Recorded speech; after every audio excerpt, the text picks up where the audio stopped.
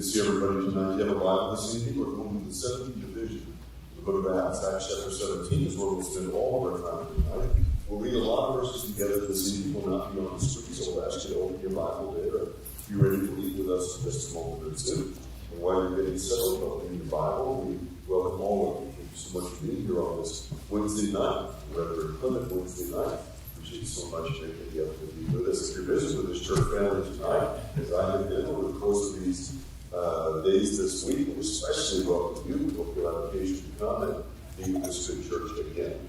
Wonderful to have you with us tonight. We've been blessed this week with a variety of visitors from a variety of places around Atlanta, and we appreciate that very, very much. It's been good to renew acquaintance with a lot of folks that we have known from the past. I've mentioned to you that my son lives in Woodstock. He's here tonight. I'm always glad that I can visit with my family.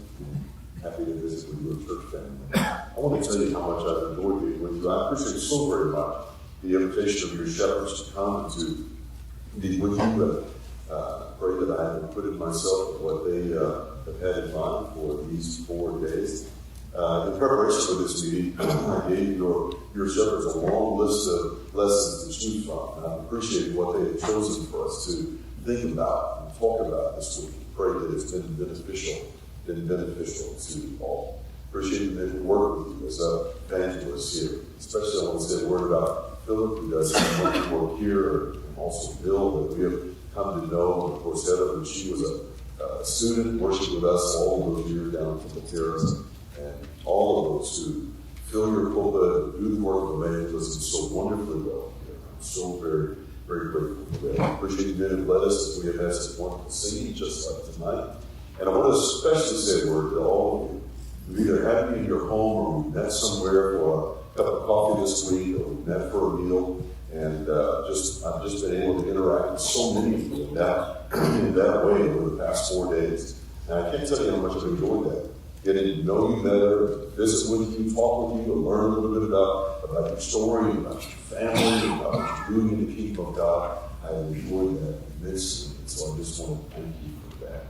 For every encouragement that you've given me this week. You all are just hospitable beyond words. And I appreciate that so very, very much. Wonderful, wonderful to be with you. I'm glad we can talk tonight a little bit about what we have just sung in praise to God, about singing the light. In every gospel meeting that I preach, I will devote one lesson to what we're going to talk about tonight. I have a lot of different lessons along this line. But tonight we're going to base out of Acts chapter 17. Have you ever thought that an appliance or a piece of electronic equipment was broken, only to find out that it just wasn't plugged in?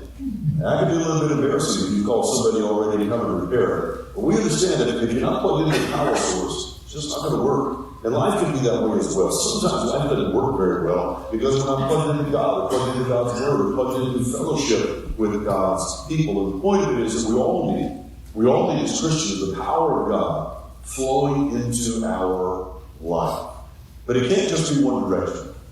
In my office in Temple Terrace, Florida, by my desk, I have a power strip. And of course, one end of that is plugged into the wall because it drives power from that particular source. But on that power strip, of course, there are a variety of outlets where other things can be plugged into it and derive power as well. And we are very much that way as Christians also, are we not? We provide a connecting place for other people to be plugged into God, into God's Word, and fellowship again with God's people. In fact, somebody has well said that the church is the only organization on earth that exists for the sake of those who aren't a part of it yet. And I like that. Because it's saying that it's not just about us. The fact of the matter is that, the church is not Sam's Club and it's not Costco. You go to Sam's or Costco, what do you have to have to get in the door? I mean, just to get in the door, you've got to have a card. You've got to be a member. That's not us. I mean, when Jesus said, look, whosoever will they come, he was singing our song. We believe that. And so we want whosoever will to come. To at least come and visit and learn, hopefully become a part. Hopefully become a part of the kingdom of God. Church isn't just about us. It's also about those who as yet are not part of us. The challenge, of course, is that reaching out in 2022 can be quite a challenge. There's so many in the world who view religion and Christianity, particularly with an awful lot of suspicion and mistrust. And even that can be intimidating. I think there are circumstances where we think, you know what, this would be a great place for you to be able to say something about the gospel. How are you going to do that? How are you going to do that with 50, 60,000 people that are saved? Or how are you going to do that? You know, at the Georgia State Fair, where there are thousands of people milling around. But even bring it down from that. How do we do that just to somebody who works in the next cubicle? Or how do we go to somebody by whom we have lived? Maybe for years we've lived with them. Or somebody with whom we go to school. All of that can be so very, very intimidating. How do we build bridges? How do we find common ground? Well, that takes us to the book of Acts chapter 17. And you're a good Bible student, so you know that in Acts 17, Paul finds himself in Athens, Greece. And that would be an amazing place to be, even in Paul's day. I imagine many in this audience probably have visited Greece, probably you've been to Athens. And when you go to Athens today, you can see the remains of the great buildings that Paul would have seen there some 2,000 years ago. For example, the Parthenon. Parthenon was an amazing structure, a beautiful structure. It was certainly one of the wonders of the ancient world. It was admired throughout the world. When Paul would have seen it, it would have probably looked something, this has a cutaway, of course, but it would have looked something like this. It was an amazing structure in every way. But it wasn't just the Parthenon. Athens itself was a very impressive city. Over 250,000 souls lived in Athens. It was the center of philosophy and art. It was the cradle of democracy. It was known for athletics because the Olympics had their genesis there. And so this is a formidable city in which Paul finds himself. And you know the story in Acts chapter 17. It really revolves around verse 19 where it is said that they took Paul and brought him to a meeting of the Areopagus. And they said to him, we'd like to know what this new teaching is that you are presenting. Areopagus is an interesting word because it referred both to the people who met there and the place itself. And so the place was known as the Areopagus, but the people who met there were known as the Areopagus as well. And so they brought him to a meeting of the people known as the Areopagus, but it would have taken place at the Areopagus. And that, you can see it there on the right-hand side of your screen. You can see that rounded area. And all of that would have been where they would have gathered and where speaking would have taken place. And I want you to notice that the Areopagus is in the shadow of the Parthenon. And so Paul is invited to come to speak to this august group. These people were influential people. They were important people. They were powerful people. They would have met together at the Areopagus, as the Areopagus, to discuss philosophy or current affairs or politics, but also religion. And you've heard it said, I know in Bible classes and in sermons, that for Paul to be invited to speak to this group would have been, in their eyes at least, extending an honor to him. And you think about somebody, for example, making a speech before a joint session of Congress. Or maybe in England, a lawmaker making their maiden speech before Parliament in England. But what fascinates me about this account in Acts chapter 17 is that Paul in Acts 17, I believe, shows us ways to find common ground with people that, quite honestly, we would seem to have very, very little in common. Now, we use that vernacular sometimes. Sometimes we'll talk about people and we'll say, well, you know what? We just don't have anything in common. We don't have anything in common at all. I love my church family. They don't care about church. I love God. They don't care about God. I love the Bible. They don't care about the Bible. We don't have anything in common at all. Well, that's not really true, is it? I mean, we do have a little bit in common with everybody. I mean, we all have the same problem. Because all of sin comes short of the glory of God. There is none righteous, no, not one. And so we all share the same sin problem. And we all have to share the same solution if we're going to be saved from the sin problem. Acts 4, beginning in verse 12, there is no other name under heaven given among men whereby we must be saved other than Jesus Christ. And so we at least share that much. We share the common sin problem, and we share the common solution to the problem if heaven is going to be our home. But in Acts chapter 17, the Apostle Paul is surrounded by individuals with whom he seemingly would have had virtually nothing in common at all. And yet in Acts 17, he shows us 4 ways to build bridges. And I want to talk about those 4 with you tonight very quickly, if I may, and then the lesson will be yours. Here they are. Number 1, the Apostle Paul, first of all, he opened his eyes. The first thing he did when he came to Athens, he opened his eyes. He paid attention to the city in which he found himself. In fact, the text says in Acts 17:23, as I walked around and looked. Isn't that a simple statement? I just walked around and I looked. Or how about verse 17, where he reasoned in the synagogue with those Jews, and by the way, he would have had a natural affinity with the Jews because of their natural shared heritage. But not only that, he also went to the marketplace day by day with those who happened to be there. And so he didn't just stay with those Jewish individuals with whom he would have had kinship, but he went to the agora, to the marketplace, with Gentiles, with whom he would have shared very, very little at all. I think that's important to understand. There's a good principle there, ladies and gentlemen. Now, the Apostle Paul did not just associate with fellow Christians. I think sometimes we think about that and think, you know what? If I could just associate with only Christians, that would be great. I mean, if I could wake up in a gated Christian community where only Christians were allowed to live, and get in my car and go to a job where only Christians were allowed to work, and then on the way home, I could stop at a Kroger where you had to have a car. You did have to have a car, and only Christians were allowed to shop there. And then I could get in my car and go back to my gated Christian community and close the gates. That would be great. But of course, that would be great at all. I mean, what did Paul say? Yes, he lived in a crooked and perverse generation. Among whom, he said, you would shine as lights in the world. Jesus said that you have to let your light shine in your world, wherever it is that you do life. Go into all the world, and it's going to your world. And that's what Paul did. That's exactly what the Apostle Paul did. I love this statement from the Chronicles, where it says that from Issachar, there were men who understood the times and knew what Israel should do. It's a wonderful statement because it says that we need to pay attention to the culture in which we live. We don't need to bury our head in the sand. We need to pay attention to the culture in which we live and the lives of those around whom we live. So that, like the men of Issachar, we evaluate our culture and we think about the lives of those with whom we interact on a regular basis, at school, at work, in our neighborhood, whatever the association may be. We know what we ought to do as God's children to try to reach them in some way. And I'll tell you what Paul did. He looked and he saw what was going on, and he used that as a way to build a bridge, to talk about things that really mattered to them. If you have your Bible now, look at Acts 17 at the beginning of verse 22. Paul stood in the midst of the Areopagus, and he said, Men of Athens, I perceive that in all things you are very religious. Stop there for just a second.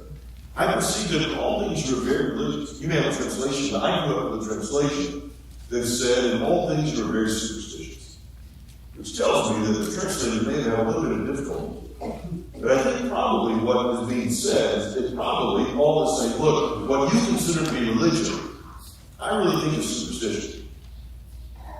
But what's interesting to me about that is when Paul talks about that, he doesn't begin by insulting them with that. He doesn't begin by saying, you know what, I walked around and I looked at all of your life. Do you realize how foolish you are to be serving these idols? Do you realize how ridiculous? He doesn't do any of that. He says, you have religious inclinations. What's wrong? When I was writing this lesson, it was back about 18 months ago when Tampa Bay Buccaneers were in the playoffs. And that was the year, by the way, we won the Super Bowl. Just saying. And so we were getting ready to play the divisional game against the New Orleans Saints.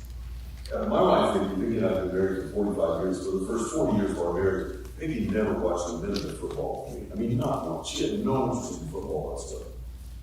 But about 5 years ago, she got interested in football. But she really was only interested in one team. And it wasn't the Tampa Bay Buccaneers. She was interested in the New Orleans Saints. And she was only interested in the New Orleans Saints because of one player. And that was Drew Brees. And Vicky loves her some Drew Brees now. And so we're getting ready to watch this game, and they're interviewing Drew Brees. And Vicky she is laser, she is focused here on this. And she says, now that is one beautiful man. And I said, Vicky, I can hear the words coming out of your mouth. And she looked at me and she said, I know. And I guess I could have taken offense at that, but I got to tell you, I was so glad that she was watching football with me, and I'm going to let that slide. And the Apostle Paul could have insulted these individuals about their paganism or what he saw. He could have shut that down first thing, but he didn't do that. He uses that as a bridge. In fact, look at verse 23 of Acts 17. For as I was passing through and considering the objects of your worship, I even found an altar with this inscription, to the unknown God. Therefore, here's the bridge. Therefore, the one who you worship without knowing him, I proclaim to you. And so Paul brilliantly uses that as a springboard to talk about the one true God. The point of it is, he opened eyes and saw what's going on in the culture of Saul. They were interested in, and he used that as a way to bridge the gap and really talk about God. The point of it is, ladies and gentlemen, when we pay attention to our role in those in our world, we'll find that we have similar concerns and interests, and we'll find that will create some opportunities. It's easy once we begin thinking in those terms. So often, however, we just don't think in those terms. I've told the story of one of our members of Temple Terrace many times in many places. When I first moved to Temple Terrace 29 years ago, the first week I was there, I went to, on a recommendation, I went to a certain dry cleaner. And I've been going to that same dry cleaner every week for 29 years now, because they do great work. But when I first started going to the gentleman who owned it was the father of the family, and so he owned this family business. And he was a crusty old guy. He was grouchy. I mean, Oscar the Grouchy didn't have a lot of time. But I was got along pretty well. But eventually he passed away. And his son took over the business. His son's name was Mark. And Mark took over the business, and Mark was the polar opposite of his dad. Mark is happy and outgoing, he loves everybody, he loves all his customers love him. He's a gregarious kind of guy. He's a happy soul. But one day, about 4 years ago, I went to him, and something clearly was wrong. And so I asked him, I said, Mark, something's obviously wrong today, something's bothering you, but what's wrong? Can I help you? And he said, oh, God, he said, it's my wife. He said, she's been diagnosed with breast cancer. He said, it's really serious. And I said, well, Mark, what's your wife's name? And he said, well, her name is Belinda. And I said, well, Mark, I'm going to pray for Belinda. I'm going to ask there's so many people at our church who use your business. I said, I'm going to ask them to pray for Belinda as well. And we did. We did pray for her. And periodically, as I was in, I would ask about Belinda, how she was doing. And she went through the whole gamut. She went through chemotherapy and radiation and surgery. And I would ask about her periodically as I was going. And one day I went in and I asked him, I said, Mark, how's Belinda? And he said, Don. He said, we got great news this week. They told us tomorrow that she is cancer-free. And I said, oh, wow, thank God for that. I said, we've been praying. I said, we're so happy for you. That next Sunday morning, I taught my Bible class back in the classroom where I was teaching our building. I was walking through the foyer, and there was a little lady standing there. She's a little tiny divinity lady. I'd never seen her before. And I went up and stuck out my hand. I said, I'm glad you're here. I said, we're glad to have you here. What's your name? She said, I'm Belinda Cornice. And I said, are you Mark's Belinda? And she said, yes, I am. I said, Belinda, we've been praying for you. She said, I know you have.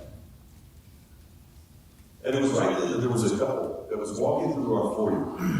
Jerry and Kathy Finley, they were evangelism machines, the older couple. And I called them over, and I introduced them to Belinda. They took Belinda, boy, they took her in the auditorium, they sat with her, they took her to lunch that day, and they began to study the Bible with her. They studied the Bible with her, she said, can we just study in the building? And they said, sure, that's fine. So they said, and then she said, could you come to my house? Could we study in my house? And so they went to her house. And so they were giving me reports about this, and they said, we're studying with Belinda at the kitchen table, and Mark won't come into the kitchen table, but we know he's listening in the next room. And then they told me, look, not only is he listening in the next room, but he's sending questions to Belinda to ask us. And he listens to the answer in the next room. Well, we baptized Belinda. And then one day, I get up in the pulpit and I look out, and there's Mark sitting. Now, Mark was a little bit hard because did you notice what Mark's last name was? Cornice. Mark is the first and only person in his family who's ever left Judaism. But Mark and Belinda are faithful Christians to this day. And it's just because you try to do what Paul did here, just open your eyes. You see circumstances in individuals' lives you've been asked about and used to build a very simple bridge. Everybody can do that. We all do that in a variety of ways. I know you all very good. Paul decides, but you know what? That's not enough. It's not enough just to open our eyes and see what's going on and be concerned and actually care about what's going on in people's lives. Secondly, the Apostle Paul exposed his heart. He exposed his heart. In fact, here's what the text said. While Paul was waiting for his co-workers at Athens, his spirit was provoked within him when he saw the city was given over to idols. The newer translations say he was greatly distressed, and I like that. He was greatly distressed. Distress is an interesting word. It means to poke or to prod. It means to jab in some way. It's the same word in Hebrews 10 at the beginning of verse 24 when we're told to consider one another, how we can motivate each other unto love and unto good works, or provoke one another to love and good works. And that's the word there, to poke or to jab or to needle in some way, to move. And so what happened here, though, was this, it did it to Paul's heart. He was greatly distressed. What he saw in Athens told him pain, and it caused him pain, and it made his heart ache. Because he saw religious people who seemingly were searching for God, who were headed in the wrong direction, and his heart broke for them. He saw people who were debating philosophy, and they were building temples and erecting statues, and yet their religion was empty, and as a result of that, their hearts were empty. And it broke Paul's heart for them. The question, of course, is, does it cause us any pain when we see people like that? Because I'll tell you, ladies and gentlemen, part of our challenge in 2022, part of our challenge is that we live in an all-inclusive, everybody gets a trophy kind of world. We live in a world where everybody's okay. I'm okay, you're okay, we're all okay. God loves us anyway. And we forget sometimes that neighbor who's so kind, or that coworker who is so helpful, or that fellow student who is so brilliant, or that family member that is so loved, if they've not been obedient to the gospel of Jesus Christ, they are, what's the Bible word? They're lost. And the question is, does that bring us any pain? Do we cry over them? The point of it is that Paul cared, he cared. You know, there's that old cliche that people don't care how much you know until they know how much you care. You ever think about how something gets to be a cliche? Something gets to be a cliche because it's got an element of truth in it. And the fact of the matter is that individuals do have to know how much we care. The danger, of course, in 2022 is that we become apathetic because we hear so much. We are just inundated every day with so much. It's easy to become desensitized. I mean, it's another school shooting. It's another political scandal. And even in church we can do that. It's another song. It's another prayer. It's another sermon. It's another Lord's Supper service. It's just another. But heaven help us, ladies and gentlemen, if the gospel, if worship ever becomes boring to us. Paul's heart broke for us. There's a statement in this chapter, in Acts 17 to 21, it's fascinating to me. It's a familiar statement that all the Athenians and the foreigners who were there, they spent their time in nothing else but either to tell or hear some new thing. And so that's going to be a benefit to Paul. Can I take just a little side trip here? I got to tell you, there's something about that verse that I like. There's an element of that verse that I really do like. That these people were willing to consider something new. Because you know what? If you're like me, you've probably met some people somewhere along the line that their box of knowledge was filled years ago, and they closed the lid and taped it shut, and they haven't let a fresh idea in there in years. But at least these individuals were willing to listen and to think and to reason about something that they had not heard before. Our challenge today is that American culture is very much like this, where we spend our time and nothing else but tell them to hear some new thing because knowledge is replicated so rapidly today. And so in American culture, we're forever, we have microscopic attention span, forever looking for the next Fortnite or the next binge watch or the next whatever it is. And we live in a world that is often bored and seldom captivated by anything. And if we're not careful, that can come to the gospel as well. In fact, there's a book on the religious market right now called Born Again Christians. Not born again. Born again Christians. But I've got to tell you, ladies and gentlemen, Peter or James or John, what it was like. What it was like to follow Jesus. They may have used a variety of adjectives, but I guarantee you, more would not have been one of them. And it can't be for us either. And we've been talking this week about the general thing of just being all in. What would that be like? We said on Sunday morning, what would it be like if we all had a kind of a Saul on the road to Damascus moment where we said, you know what, this is, from now on, this is my life. I am all in with this. We've got to find the adventure that following Christ with passion and enthusiasm brings. But really, this isn't even.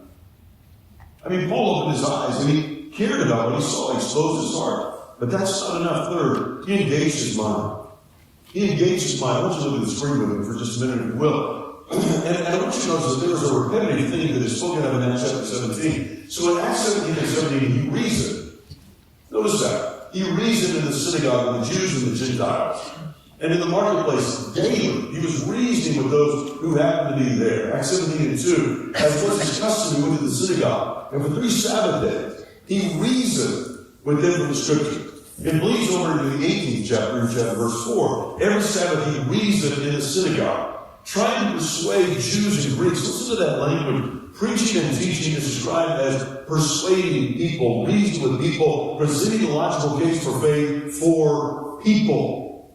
Because Christianity is a thinking individual stuff. And we don't need to be afraid of trying to reason from Scripture.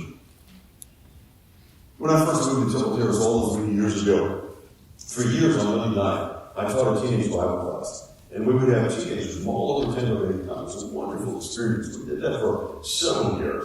And I used a variety of materials to teach that class, but one of the materials that I used that I really loved was this book by Josh McDowell called Don't Check Your Brains at the Door. This is designed for teenagers. And we would talk about it. We would take several weeks and work our way through that book. And the point that he makes is, you don't need to do that. Young people need to understand that to be a Christian, you do not need to commit intellectual suicide. You do not need to check your brains at the door. The fact of the matter is that Christianity rests on mounds and mounds and mounds of evidence. And somebody says, well, but what if you meet somebody who has a truly sharp intellectual mind, but they have a philosophical bent that is different than yours? Well, the Apostle Paul did. In fact, in this chapter, verse 18, look what it says. There were a group of Epicurean and Stoic philosophers who began to debate with him. And so they're challenging him. And so he's got to reason with them, but they're debating with him. Some of them ask, what is this babbler trying to say? Some say, well, maybe he's advocating foreign gods. I want you to think about who we have here. The Epicureans. The Epicureans were heathens. Epicurus was their founder. Gave us the idea of eat, drink, and be merry. Centuries later, it was appended to that, for tomorrow we die. Eat, drink, and be merry, for tomorrow we die. But their philosophy of life basically was that personal pleasure is everything. At the other end of that spectrum were the Stoics. And the Stoics really were what their name implies.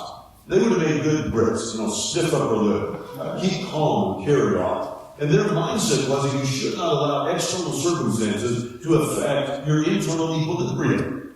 And so they're polar opposites of each other. But they both begin to debate with the Apostle Paul. A little side note here, ladies and gentlemen. There are a lot of folks in the last 3 years in our world, and particularly in America, who tried to live by one of those two philosophies. One philosophy is saying, look, we're just going to ignore all of this and just pretend it's not here, and we're just going to pretend like nothing's happened at all and go ahead and have a good time. And the other is we're going to be absolute recluses and we're just going to hide from the world. And for most of us, we try to find some middle ground.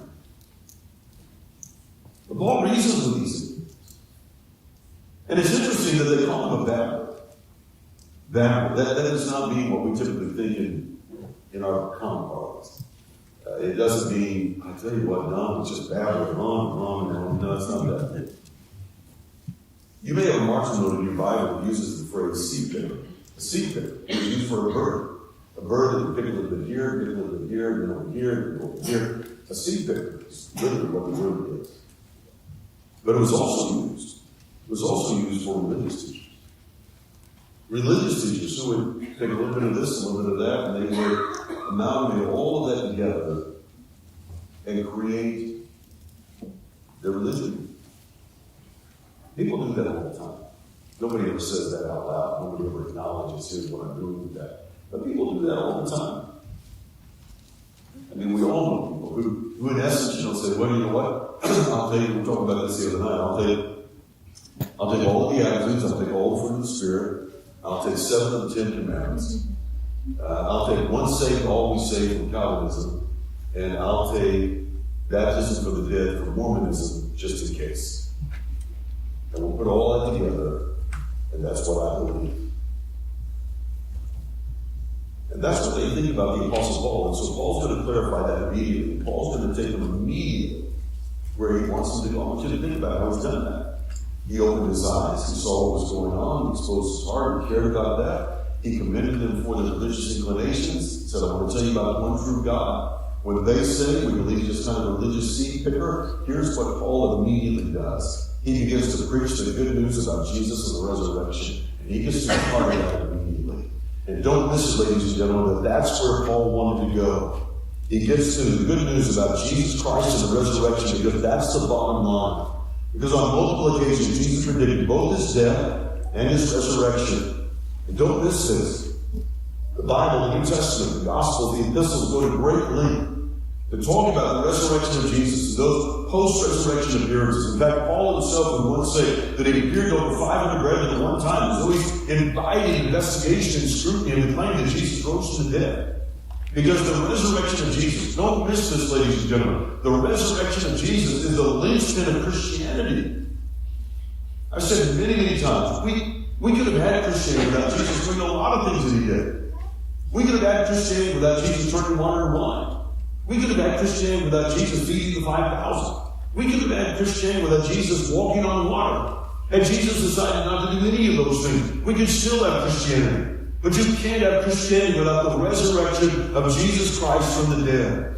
And that's why Paul wrote in 1 Corinthians, and he said, look, I received what I passed on to you as a first importance. And that's why he gets to it in Acts 17 as quickly as he does. Because this is the first importance. That Christ died for our scriptures, and he was buried, but he was raised again on the third day, according to the scriptures. And somebody says, oh, but you know what, Don? There's some really tough things in the Bible that I don't understand. We'll get in line. Because I'm going to tell you, the Apostle Peter told the truth when he said, our brother Paul has written many things hard to be understood. But I tell you what I do know. Jesus Christ rose from the dead. I do understand that. Or somebody says, you know what, Don? Sometimes people are not what they should be in the church. Sometimes they're not really what they ought to be. Or Christians sometimes are polarized from each other by political divisions, or racial divisions, or other kinds of division. And you know what? That's true, but it should not be. But even if that's the case, ladies and gentlemen, what I do know is that Jesus Christ rose from the dead. And that is the ultimate reasonableness of our faith. So Paul engaged his mind. But even that's not it. Because the fourth and final step is that he connected all of this with God. Now, we don't have the time to read all of these verses, so let me give you the Reader's Digest version. Paul is going to talk about the resurrection of the dead, and then he says, look, here's what I need to say to you. And he's going to, in essence, say, look, here's 3 points, and the lesson's yours. Number 1, God created us. Look at verse number 24. God who made the world and everything in it, since he is Lord of heaven and earth, he does not dwell in the temples made with him. God created us. You know what that means, ladies and gentlemen? Every single person that you meet, every person you meet, no matter what circumstance they are in, every person you meet is made in the image of God and should be treated accordingly.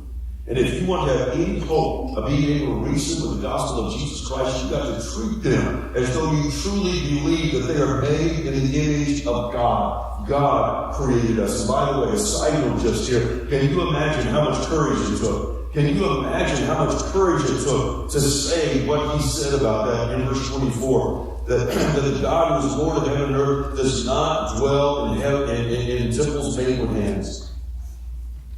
He's standing in the shadow of the Parthenon, where all of their gods are assembled.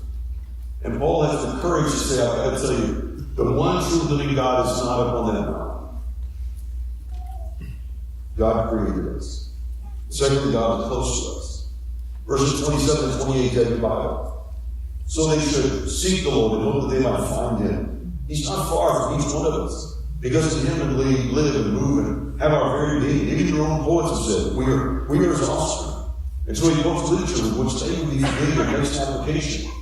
And for us as Christians, we understand that one of the names of Jesus, Messiah, is God with us. And so God is close to us. The third God will hold us accountable. That's verses 29 and 30. I want you to read them with me, please. It says, when the offspring of God, we should not think that the divine nature is like gold or silver or stone, or something shaped by art and man's devising. The times of that in which God overlooks. Look at this. But now he commands all men everywhere to repent. And it's not a popular statement, but it's a true statement.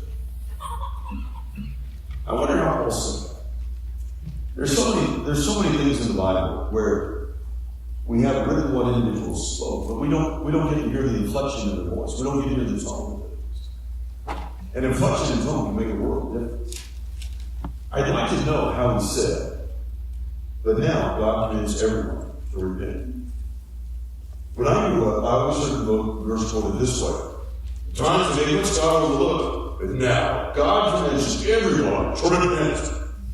Maybe he said that. But I wonder if what he's saying here is not so much a threat as it is an opportunity. I wonder if maybe he said, you know what, the time of that congregation is God overlooked. Now, he commands everybody to repent. He's going to let you do better. Have a second chance. I want a better approach. God's going to give you that opportunity. Maybe he said it that way. However, it said the message was the same. God intends for repentance to be part of that. And I want you to notice verse 31. He wants people to repent because he's appointed a day in which he'll judge the world in righteousness by the man that he's ordained. Look at this. He gave assurance to all by raising him from the dead. And so he brings it all back around to the resurrection of Jesus, because again, that is the centerpiece of Christianity. He opened his eyes, exposed his heart, and changed his mind, and connected his God. I want to end by talking to you about 4 things that everybody can do in evangelism. Now, Philip said that he put this in the bulletin, that he heard me talk about this on the webcast, and he put this in the bulletin. And I want to mention it to you again tonight. I think this is so important. There are 4 things that everybody can do in evangelism. It doesn't matter. It doesn't matter if you're 8 or 18 or 80. It doesn't matter if you didn't finish high school or if you have a PhD. It doesn't matter if you've been a Christian for 6 days or 60 days or 60 years. There are 4 things that every single person in this room can do in evangelism. So before we leave tonight, let's talk about those 4 practicalities. We're not going to talk about them really. Let me just mention them to you. Here are the 4. Number 1, everybody can shine. Jesus said, let your light so shine before men that they may see your good works and thereby glorify your Father who is in heaven. Everybody can do that. Everybody can live a life, as Paul said, that is worthy of the gospel of Jesus Christ. Everybody can live a life that is conducive to Christianity. Everybody can live a life in such a way that it provides a good influence for Jesus Christ. Everybody can shine. Secondly, everybody can speak. And I just lost about half of you right there. But understand what I'm saying about that. I'm not saying that everybody needs to be able to preach. I don't want everybody to preach. I'd be out of a job. I'm not saying that everybody has to teach a Bible class publicly. That's not what I'm saying at all. I'm saying that everybody can speak. Everybody can learn to speak. If you just think about it. Think about the story we told you about one.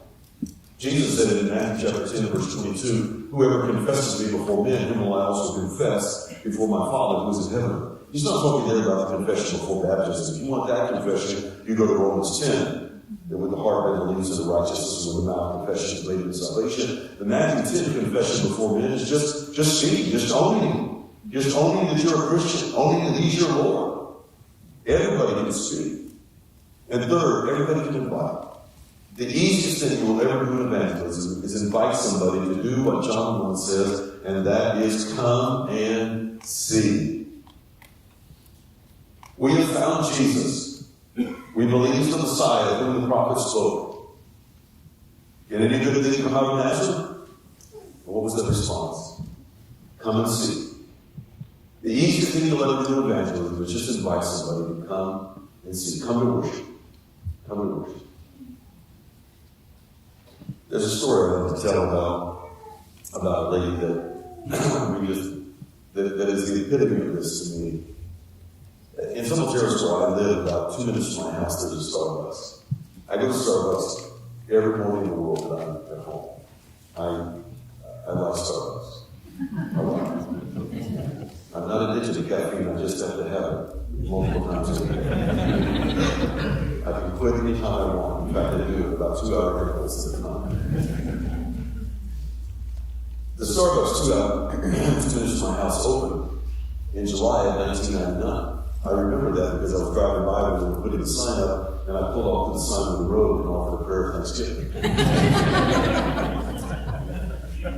Starbucks still drew managers like that. They turned them over to one after another. But this particular Starbucks had a really great manager for about a couple of years. Her name was Wendy. She came from Chicago. She was named after the Windy City. And Wendy was a happy, gregarious soul. She loved everybody, everybody loved her. And Wendy and I talked a lot. I went to my last 2 years of high school just outside of Chicago. And so we talked a lot about Chicago, we kind of had that tie. And Wendy worked every Sunday morning. She liked to work Sunday morning because nobody was in there. And she could get a lot done. And I go into Starbucks about 7 o'clock every Sunday morning. And so I go in and nobody would be in there. And so one day, just Wendy and me, and I said, Wendy, listen, I come and see you where you work all the time. I want you to come see me where I work. And she said, oh my God. She said, if I came into the church building, it would just collapse. And I said, well, we've got a pretty strong building. I said, I think you can handle leading you. She said, no. She said, thanks, Don, but no thanks. Okay. So I didn't say anything for a couple of weeks, but a couple of weeks went by, and I was in again, just her and me. And I said, listen, Wendy, I'm serious tonight. I come and see you all the time when you work. I want you to come see me where I work. And she said, well, I'll think about it. And lo and behold, about 2 weeks later, in between Bible class and worship, I looked and there was Wendy in the back hall auditorium. She's standing against the back wall. She's just going to take it all and see it. Because Wendy this is a new experience for her. And I went up to her and said, Wendy, we're so glad you're here. Thank you for coming. And she said, come out here and sit with Vicki. And she said, Don, I know so many of these people. I said, well, let me get the caffeine in here. When he came down, she sat with Vicki and me, and after the service that day, I said, Wendy, could we study the Bible? And she said, yeah, I'll do that. And so we did, we studied. Wendy had a lot to overcome. She lived a really rough life. And even right then, she was living with a man. She was not married. She had a rough life, worldly life. She began to learn about a Savior who died for her. And it would love her condition. And it would forgive the sins that she knew she committed. And so about 6 weeks later, I offered the invitation on Sunday morning to come to me and God. She was to be baptized. I baptized Wendy, and then a year and a half later, I did a wedding ceremony to a wonderful young Christian man. And it all began just because I invited him to come to worship. The easiest thing I'll ever do eventually is find a way to just invite others to come to worship. I mean, after all, what's the worst thing that could happen? We want to say no. But we can handle that, can't we? And then finally, we've got to welcome people who come. And I know we all do a wonderful job with that. The people who are non-Christians who come and visit our services, they've got to be welcome. It's so critically important. We forget that sometimes. You know, it's interesting that in James chapter 2, James talks about if they're coming to your assembly, somebody and they're dressed very fine, and you give them a great place, and there's somebody and they come in and they're kind of dressed kind of raggedy and put them in a lesser place. And, there's a lesson there about partiality. But I tell you what, there's also a lesson there. There's a lesson there that it's expected that they're going to be non-Christians come to our assemblies.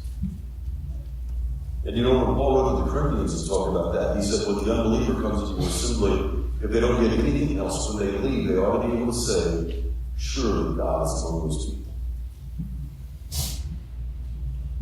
But we've got to make sure, ladies and gentlemen, that we open our eyes and see them. See, I've only been with you for 4 days, but I can already tell something about you. You are just like our folks at Temple Terrace. We all sit in the same place all the time. But we all do that. And that's why I do that. Vicki and I have our place. But the danger with that, of course, is that we fail to see those who are new and busy among us. I'm out of time, and I apologize for that, but I'm going to tell you one other little video. Have you ever thought about what it's like? What is it like for a non-Christian visitor to come into one of our cities? Have you ever thought about it? The best way I know to illustrate that is imagine that you're going over here to a local university and their drama department is putting on a play and you want to go see it. So you and your wife, you go, you're sitting there, you're in the audience, you're waiting for the curtain to rise and things to begin. You're sitting there and you notice that there's a man who comes from around the curtain, and he comes down the aisle and he comes right over to you. And he comes over to you and he says, listen, could you come with me? And so you get out of your seat and he leads you, and he leads you around, and he leads you behind the curtain and onto the stage. And you notice that all the other actors, they're getting in their places and everything, and all the props are in place. And you're standing there on stage behind the curtain, and the director says to you, one of our actors told him, sit tonight, I need you to fill in for them, and then he walks away.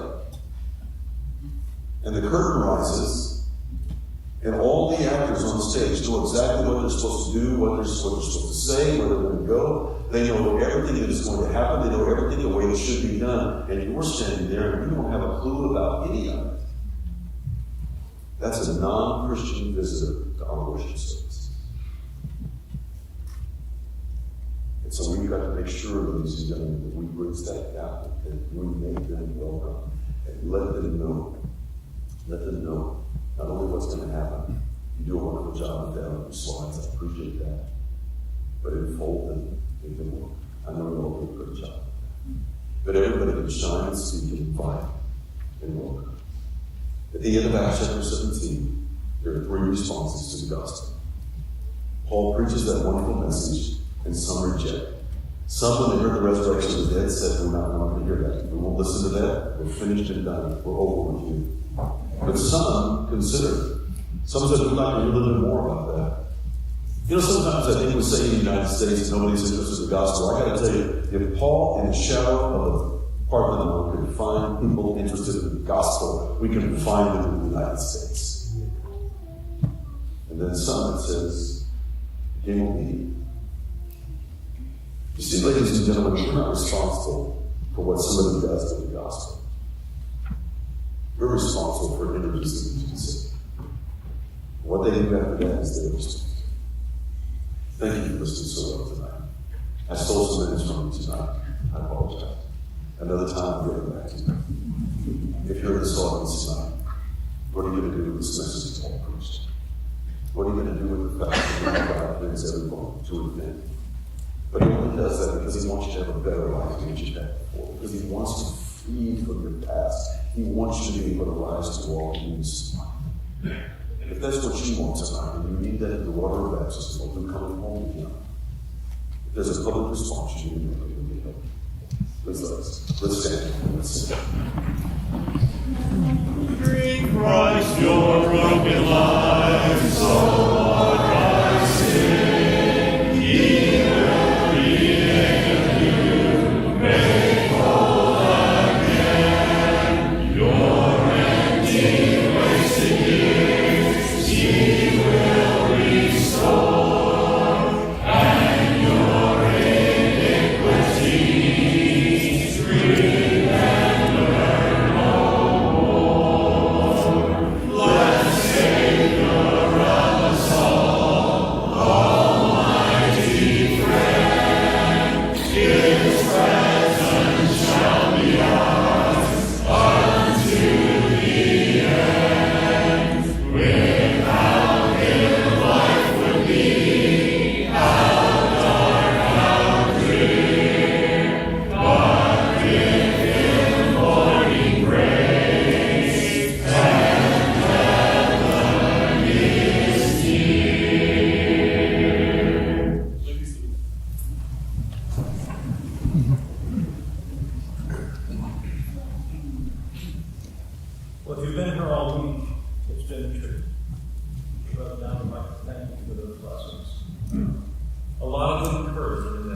If you missed one of the sessions, you'll find them on the website. So you go back and listen to them if you just want to listen to them again.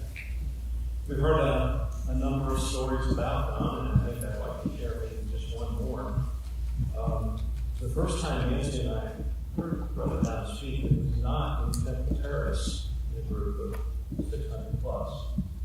And it wasn't in Atlanta in a group of 500. It was in northern Illinois, just west of Chicago, in a group of about 40.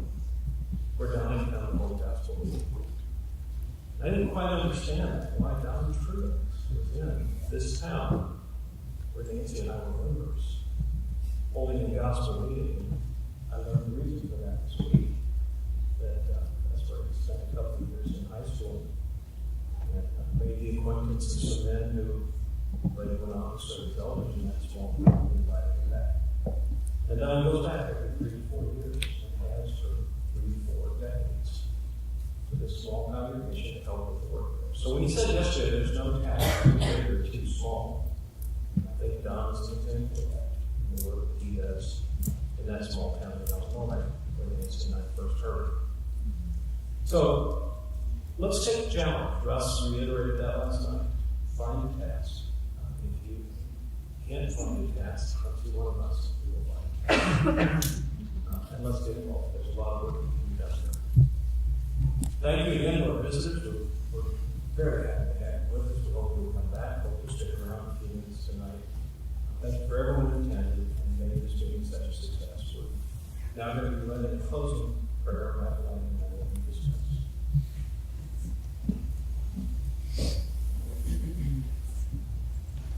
All bow together. Dear Heavenly Father, we come to you now expressing our thanks and praise to you. You truly are a God, Father, that understands your creation, understands us, that we need times like this to edify one another and to hear more about your word and more about your Son, Jesus. We're so thankful for all the families that are here, Father. We know that we have families here with young children. We have families here with people that are not in the best of health. We appreciate all the efforts, Father, and the encouragement we get from seeing those around us trying to serve you. We're thankful for your servant Don and the effort that he's put into speaking to us this week. Ultimately, Father, you've granted to us grace and mercy beyond anything that we certainly deserve by providing a path to be back with you through your Son, Jesus. And beyond that, Father, you choose to be a God that communicated with us to share this good news with us and your will for us so that we can be reunited with you. Father, we pray that each one of us would have the same love in our heart. We would share this good news about your Son, Jesus, with those that are around us, our fellow creation, in the way that you share it with us. This is our prayer in your Son's name. Amen.